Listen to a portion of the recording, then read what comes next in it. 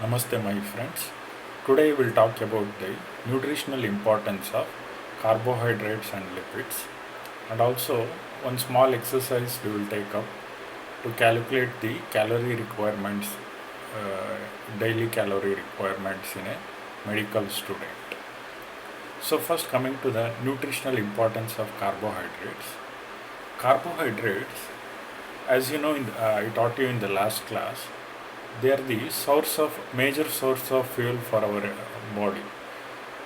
Uh, as you know, 1 gram of carbohydrate gives 4 kilocalories of energy. Okay, and these carbohydrates, they have protein sparing action. So, what is the main function of proteins in our body?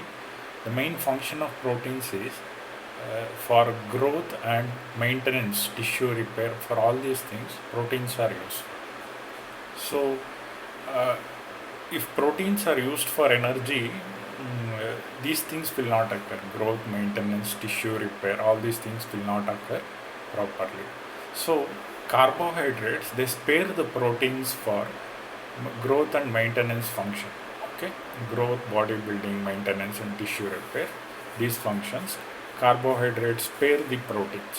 Carbohydrates get used as the fuel for energy and spare the proteins for the bodybuilding, growth, and other functions.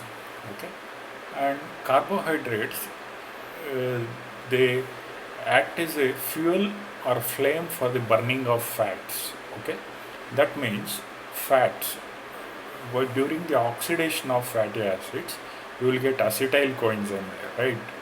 So this acetyl coenzyme combines with oxaloacetate in the TCA cycle, and the acetyl coenzyme in the TCA cycle, it gets converted to carbon dioxide and water plus energy.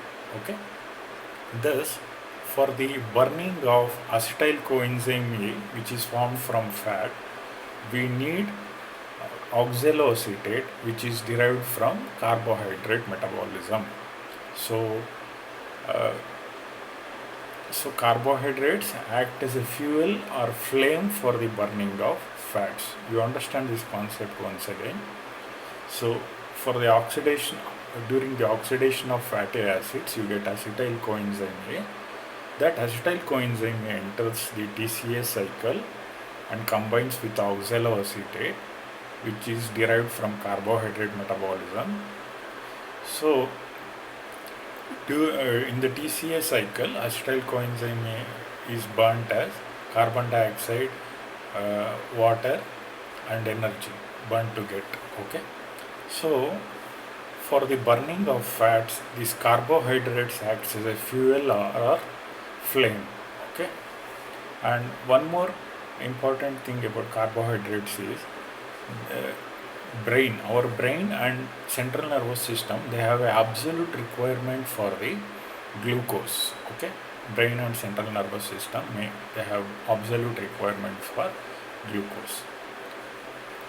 Next is for the synthesis of essential amino acid, non-essential amino acids from the intermediates of carbohydrate metabolism, like for example pyruvic acid, which is formed in the glycolysis, the last step of glycolysis, that can lead to the synthesis of, from pyruvic acid we can synthesize non-essential amino acids. So carbohydrates can synthesize non-essential amino acids. The intermediates of carbohydrate metabolism is helpful to synthesize non-essential amino acids. And for the synthesis of fats, what happens? The excess of carbohydrate content you take in the diet is first converted to glycogen to a limited extent. First it is excess of carbohydrate is converted to glycogen. After that, uh, excess of carbohydrate will be converted to fat, that is in the triacylglycerol, and is stored in the adipose tissue. Okay, and it is stored in the adipose tissue. So These are the functions of carbohydrates or the importance of carbohydrates. What will happen if we consume excess of carbohydrates in the diet? What will happen if we consume excess of carbohydrates in the diet? If we consume excess of simple carbohydrates and refined carbohydrates, it can lead to dental caries or tooth decay. Dental caries or tooth decay. Overconsumption of simple carbohydrates can give rise to dental caries or tooth decay. Next is overconsumption of these simple carbohydrates can also lead to obesity. Okay, as I told you, excess of carbohydrates will be converted to fat and stored in the adipose tissue. So this can lead to obesity, and obesity and metabolic syndrome will indirectly lead to coronary artery disease and atherosclerosis. Okay, so this will indirectly lead to overconsumption of simple carbohydrates. Refined carbohydrates will indirectly lead to obesity, which will indirectly lead to formation of diabetes and type 2 diabetes and coronary artery diseases. And also overconsumption of non-starchy carbohydrates or dietary fibers. I will come to dietary fibers later after this. So overconsumption of this, it can lead to flatulence. Okay, it will lead to flatulence, bloating, all these things it can lead to it. And overconsumption of soluble fibers. There are two types of dietary fibers: soluble fibers, which is soluble in water, and insoluble fibers, which are insoluble in water. That I will come to it again later. Overconsumption of soluble fibers will lead to loose stools. Okay, loose stools and flatus formation. Whereas overconsumption of insoluble fibers will lead to hemorrhoids and hemorrhoids, all these things it can lead to. Okay, constipation, it cannot lead to it. Insoluble fibers, if you consume in excess, it can lead to constipation and hemorrhoids. And what will happen if you consume less amount of carbohydrates? Now I told you just now what will happen if you consume excess of carbohydrates. Now we will see what will happen if you consume less amount of carbohydrates. If you consume less amount of carbohydrates, it is needed for the carbohydrates. Minimum 40% is needed in the diet, and also for the metabolism of fats also it is needed. Okay, it will lead to calorie deficiency. Okay, and if carbohydrates are less and if you take more fats, it can lead to ketosis. Ketosis, a condition called ketosis. I was experimenting, I will tell you an interesting story. I was experimenting with my diet. I was taking a diet which contains more fat and less carbohydrates, very less carbohydrates. We call that keto diet. In that, instead of carbohydrates, the body will use ketone bodies as fuel. Okay, but I stopped it after some time because of side effects like I used to get headache and fatigue and loose stools. All this I used to get, and also in the long term, if I take it for a long term, it could have led to heart diseases and cancers. Like that, it was told. It had some benefits, but I had to stop it. Okay, so that is about the carbohydrates. Now we will come to very important topic called dietary fiber.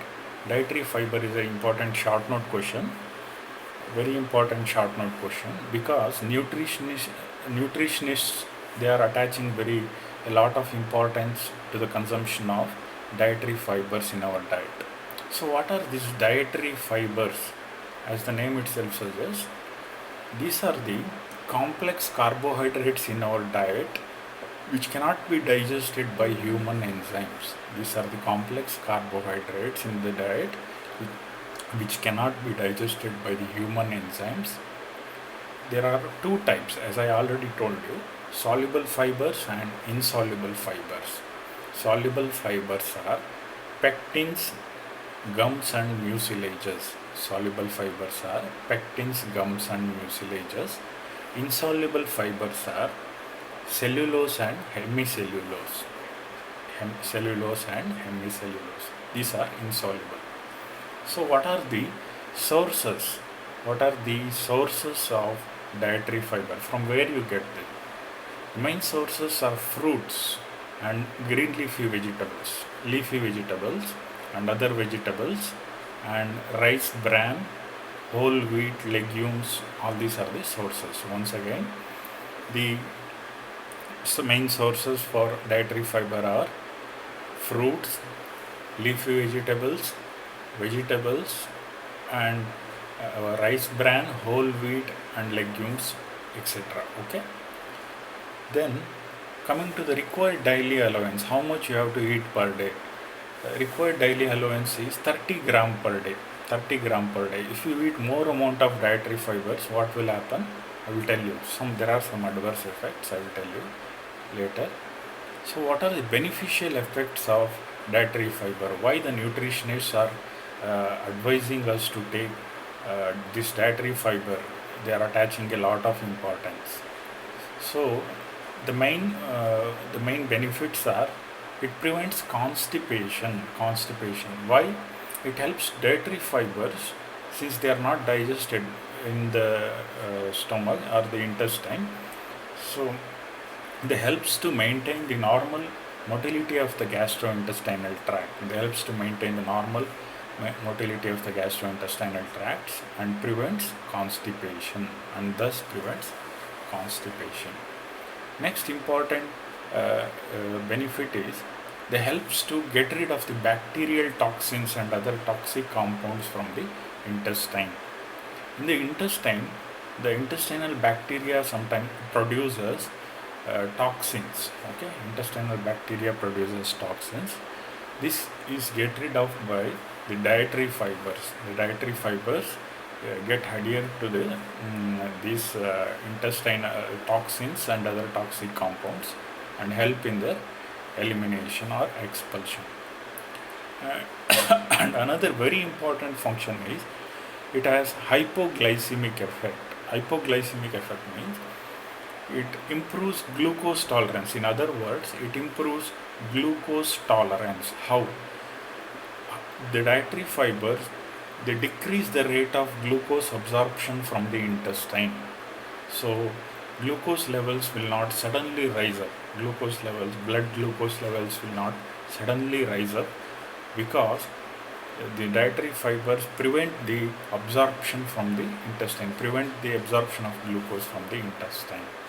So thus blood glucose level will remain constant little bit. In a glucose tolerance level will be better.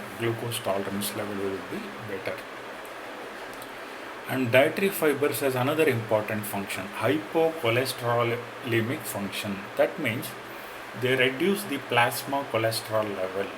How? Again, the same way, they decrease the rate of absorption of cholesterol from the intestine. They decrease the absorption of cholesterol from the intestine. And there is one another way, they help in reducing the plasma cholesterol. What they do is, they combine with bile acids. The dietary fibers combine with bile acids and help in their expulsion and also excretion. And also bile acids will not, when dietary fibers adhere to the bile acids, it will not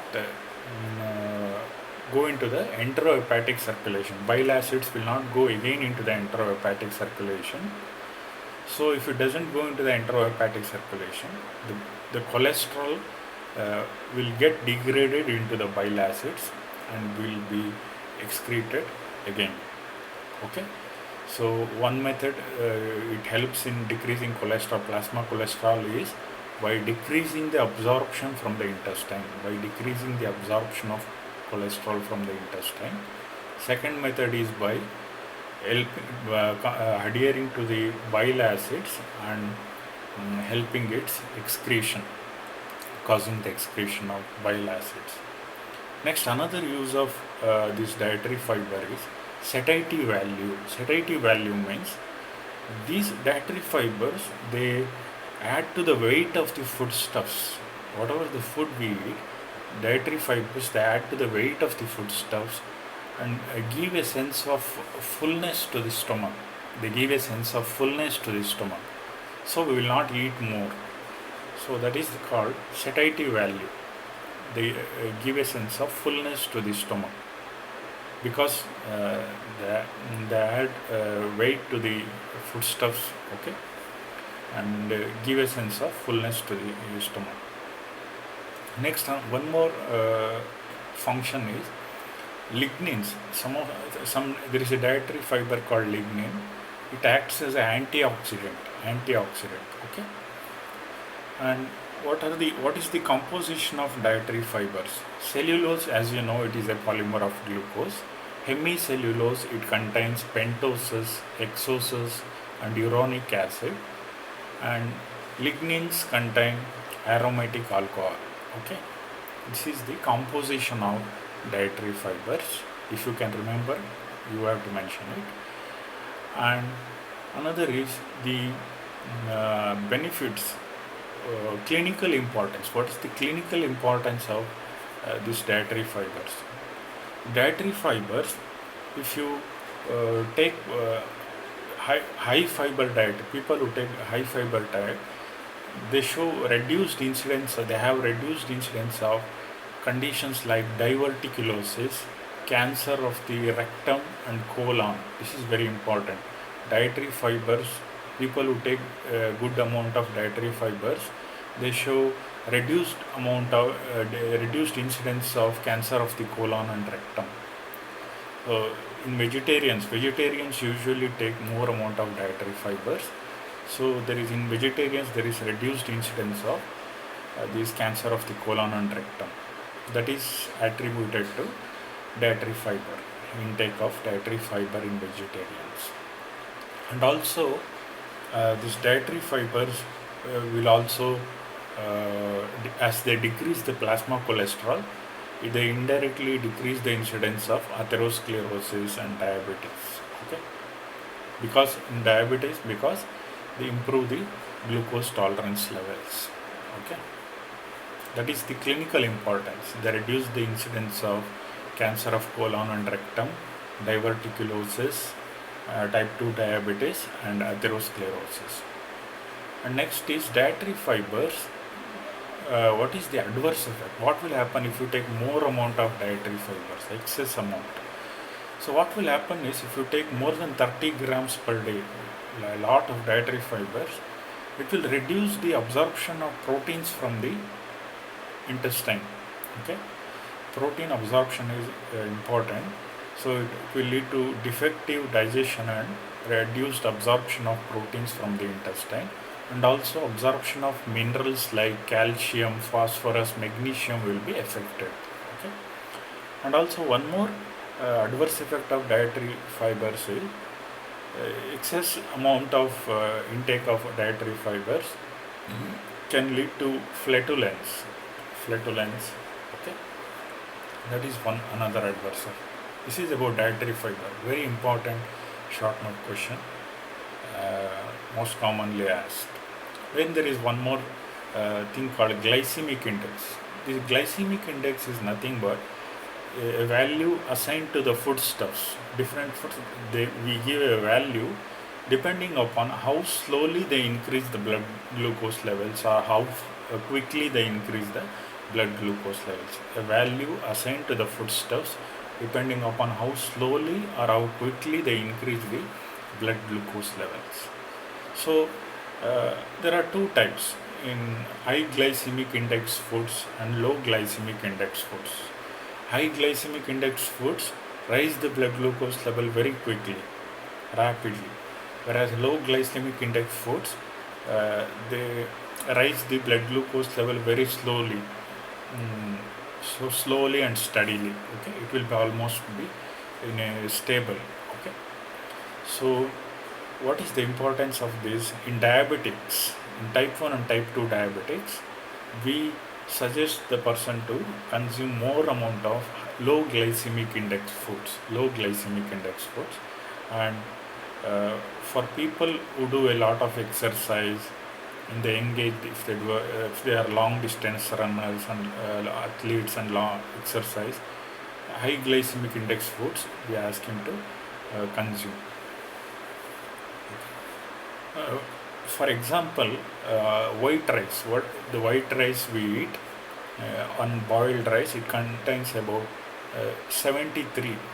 Its glycemic index value is 73.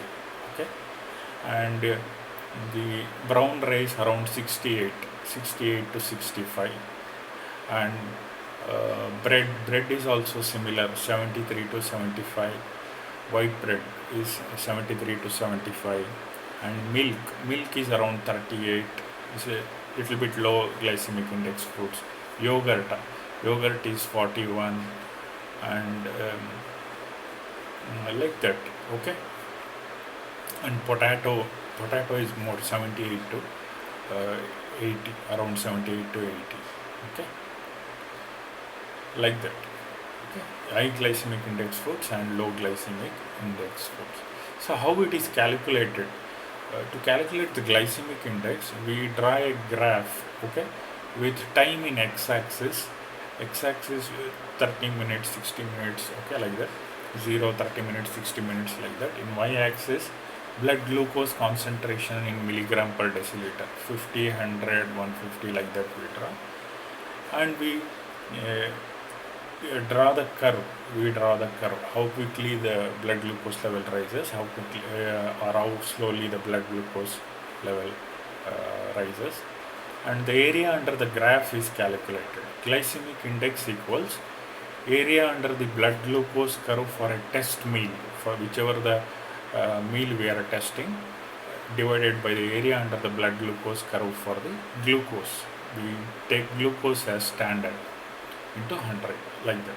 Okay, that is about glycemic index. So this is about nutritional importance of carbohydrates, and once again, I will not go into it. Dietary fiber, very important here. Dietary fiber, the main importance is these are nothing but the complex carbohydrates which are not digested by the human enzymes, and there are two types: soluble and insoluble fiber. Soluble fibers are pectins, lignins, gums, mucilages, and insoluble fibers are cellulose and hemicellulose. Lignins also come under insoluble, and dietary fiber sources are fruits, vegetables, rice bran, whole wheat, legumes, and RDA, required dietary allowance, is 30 gram per day. Main benefits are to prevent constipation and to reduce plasma cholesterol. They reduce plasma cholesterol and blood glucose tolerance level. They improve blood glucose level tolerance level, and they prevent cancer of the colon and rectum, and the elimination of bacterial toxins and other toxic compounds from the intestine, and they give a satiety value or fullness of the stomach value. And what the clinical importance is, the high fiber diet is associated with reduced incidence of cancer of colon and rectum, diverticulosis, type 2 diabetes, and atherosclerosis. And the adverse effects, if you take excess, it will protein absorption will be affected, and minerals like calcium, phosphorus, and magnesium will also be affected, and it will lead to flatulence. Okay, that is about nutritional importance of carbohydrates. Thank you.